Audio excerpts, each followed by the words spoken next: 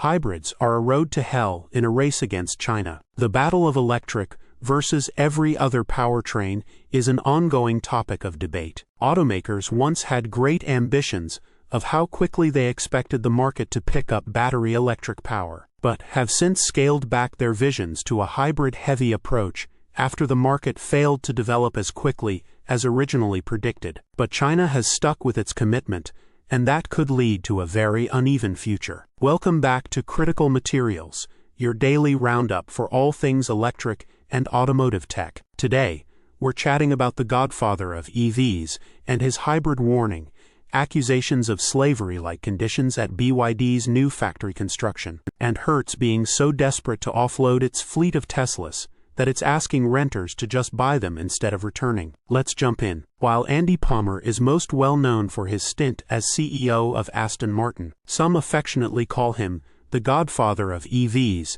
thanks to his role in developing one of the first mass-market battery electric cars, the Nissan Leaf. We'll let any longtime fans of Tesla throw down in the comments if they disagree with that title, and we can certainly understand their consternation. While Nissan may not exactly be ahead of the game right now, the Leaf was pivotal for the BEV industry, which means Palmer's words on EVs carry a bit of weight. In a recent interview with Business Insider, Palmer touched on how the West is losing the race for electrification supremacy. The winner?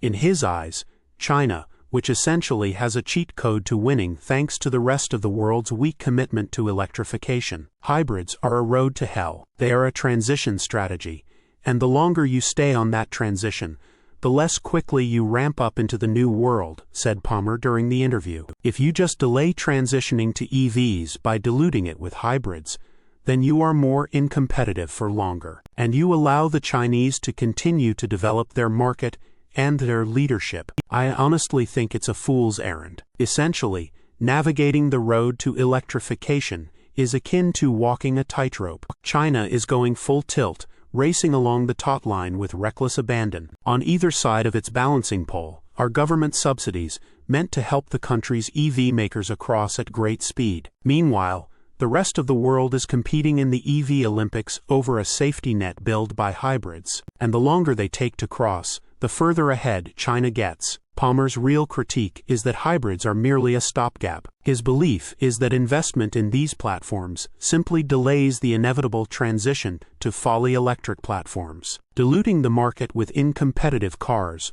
while China extends its EV dominance across the industry. This dominance is fueled by nearly $320 billion in government subsidies doled out by the Chinese government since 2009. The funds have helped China to invest heavily in EV tech and software.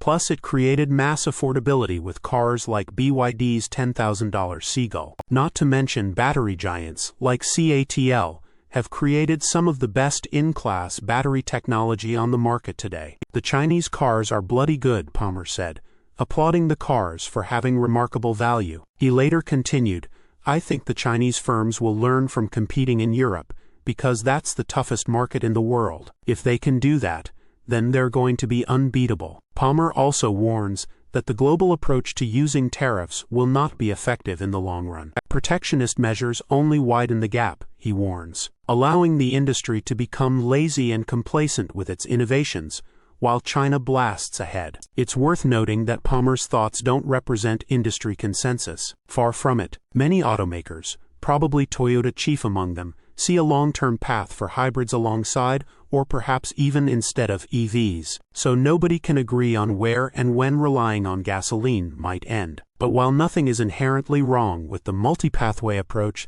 that many automakers are taking, Palmer's advice rings true. A failure to commit means splitting efforts, while China is pushing forward with electrification being its pathway of choice. And that could spell out some big problems for legacy automakers if the global market unevenly swings towards EVs in the future. Source: reposted and summarized from @insideevs.